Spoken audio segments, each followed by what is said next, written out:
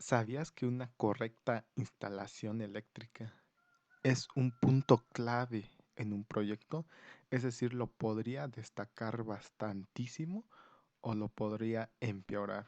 El juego de la iluminación es algo clave y hoy en día como arquitectos, ingenieros, constructores, amantes de la construcción, debemos de tomar en cuenta una buena instalación eléctrica en nuestras viviendas, que sean eficientes, que sean sustentables, que sean, que generen ahorros a corto, mediano y largo plazo para nuestro cliente. Buenos días, buenas tardes y buenas noches a todos y cada uno de ustedes. Me es un gusto para mí hoy presentarles este nuevo video que es llamado La instalación eléctrica, los primeros pasos. Principalmente el primer punto es la importancia de una buena instalación eléctrica.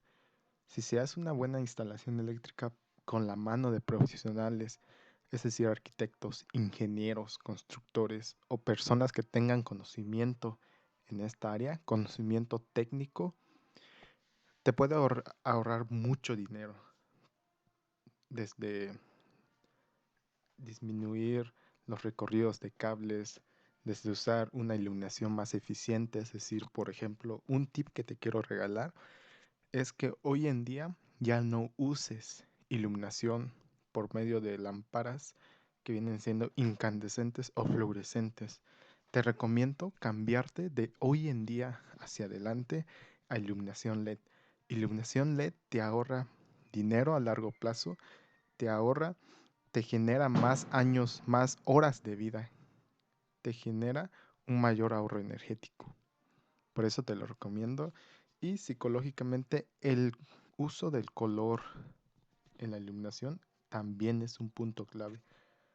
Psicológicamente los tonos fríos, los tonos cálidos tienen un efecto. También nos pueden afectar. Por ejemplo, una recomendación es estudiar con luz fría. Eso te ayuda a concentrarte o te ayuda a ver mejor lo que tienes que estudiar. Y, por ejemplo, la seguridad estructural es muy importante en una vivienda.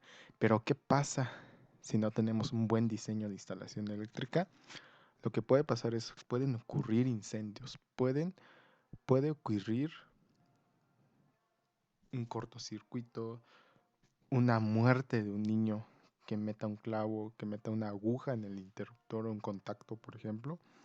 Es algo muy peligroso y debe de ser diseñado a la mano de expertos en el área. Primeramente, este es un manual que te dice cómo realizar una instalación eléctrica. Lo primero que necesitas es la canalización de cables, es decir, qué tipo de tubería vas a utilizar. En este caso se recomiendan el tubo conduit metálico, de preferencia de acero galvanizado.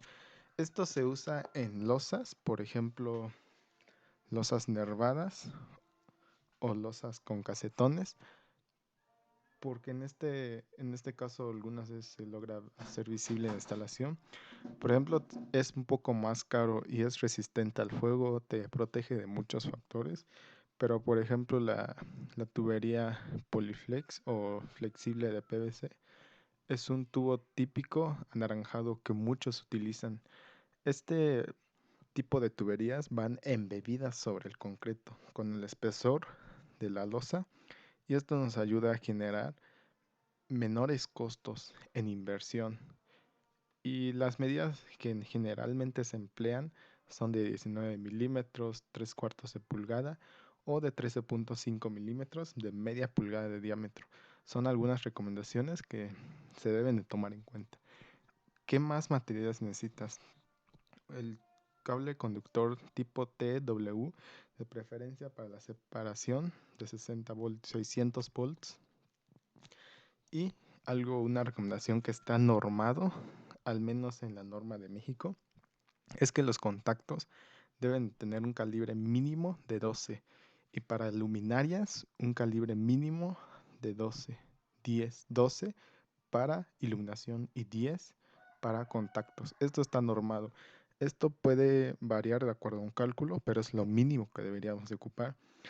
Aquí se muestra también el tipo de conductor, que algo que debemos de respetar muchísimo es los colores. Es la simbología de colores que también está normado. Por ejemplo, para fases debemos utilizar el cable de color rojo, negro y azul. Para neutro, blanco o gris. Para tierra física, verde o desnudo. Son algunas ideas que se te pueden tomar en cuenta a la hora de diseñar tu instalación eléctrica.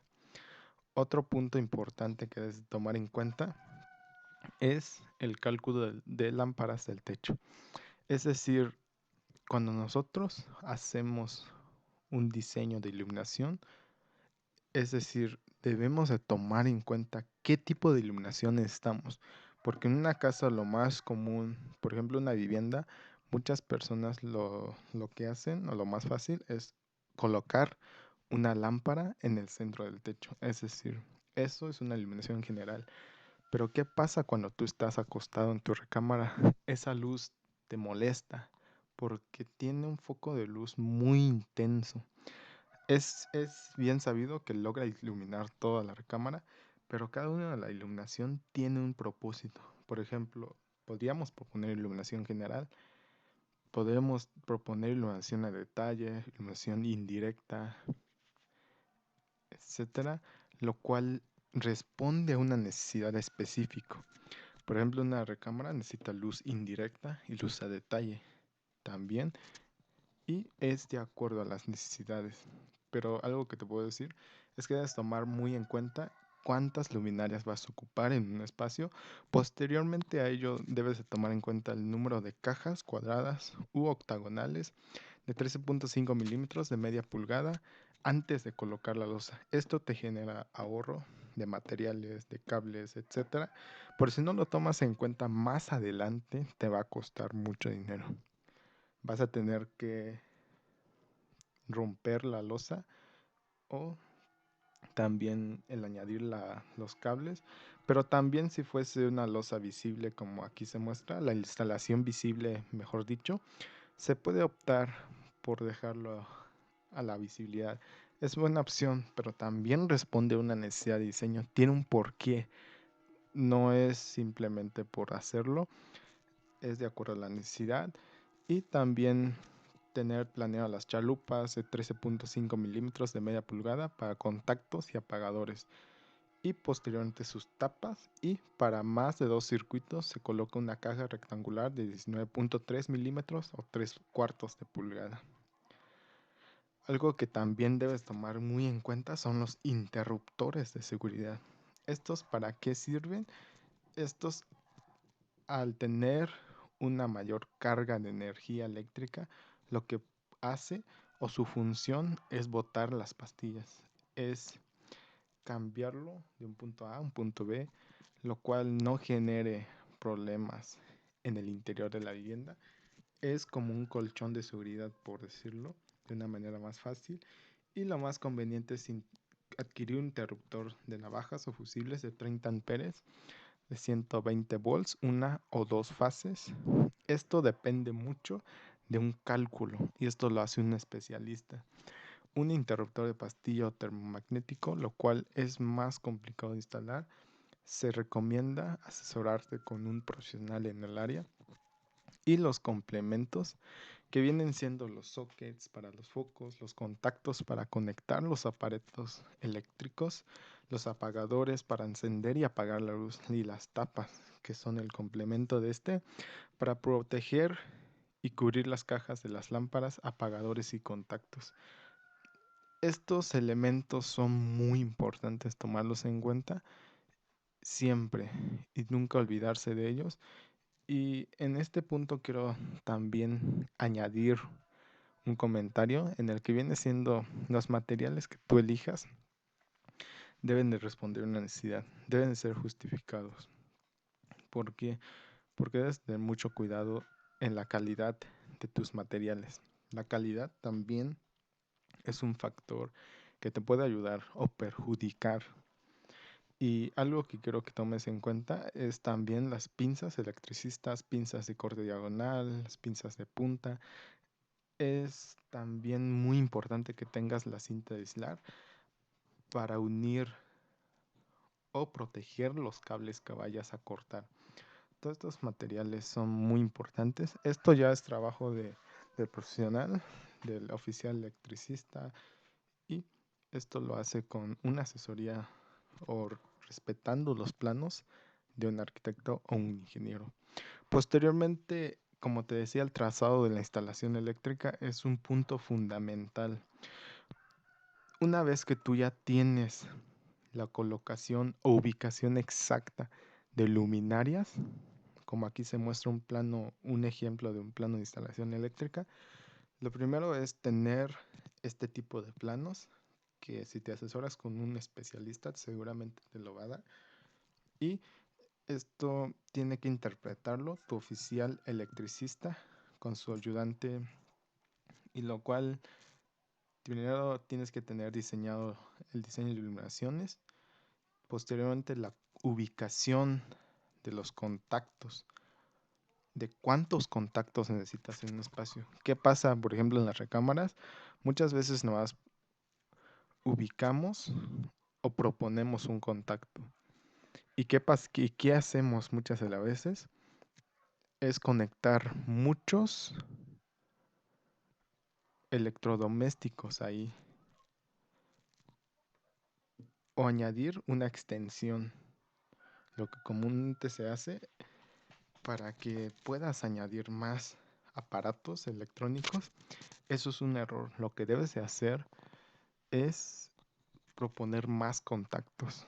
No hay una norma que te diga